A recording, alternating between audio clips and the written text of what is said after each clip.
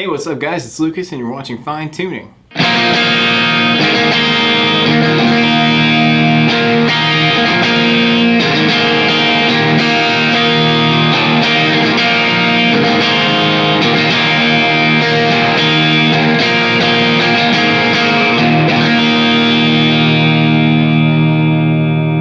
Alright, so today we're going to be checking out my personal PRS S2 Vela. So I've had a bunch of people ask me to demo this guitar, so I thought I'd just show you what the deal is and what I like about it. I think the S2 guitars are really great value guitars because they're made in America in the same factory as the full-blown core models. They just do some things to cut the cost down a little bit, so you know, instead of like beautiful violin carves, you're going to get more beveled tops and stuff like that. They use a scarf joint on the neck, just some things to kind of keep the cost down.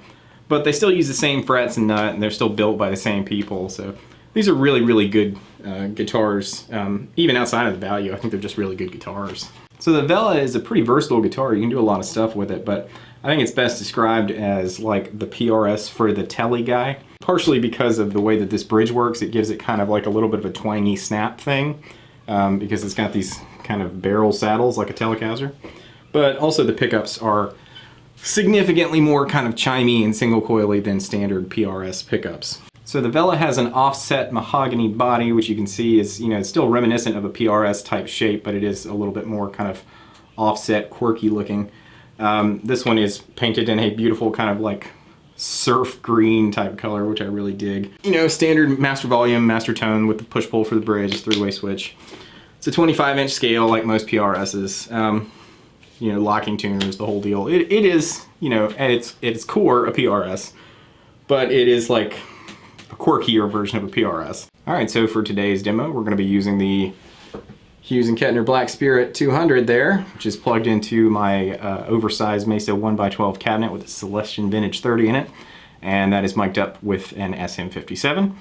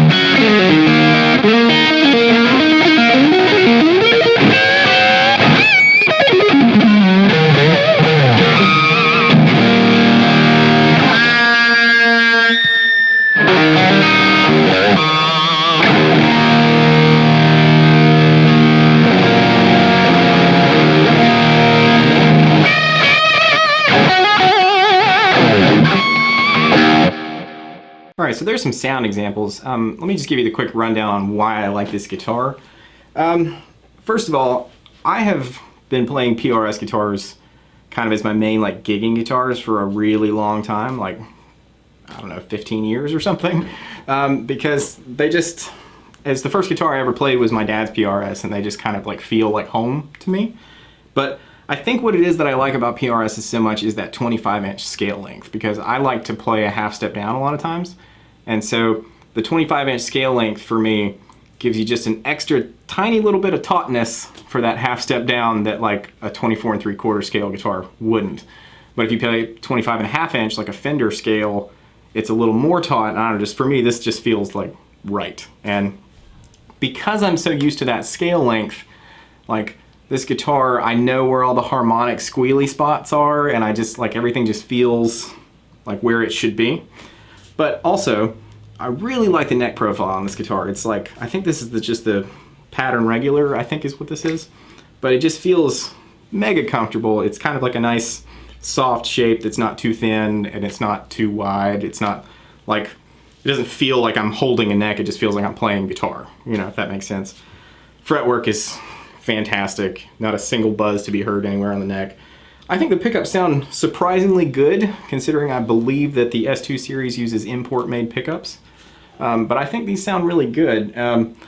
Also, this guitar stays in tune really well, which is super important if you're playing long sets and stuff like that. Have a guitar that just, you know, is not going to go out of tune. There's just something like that puts my mind at ease about that.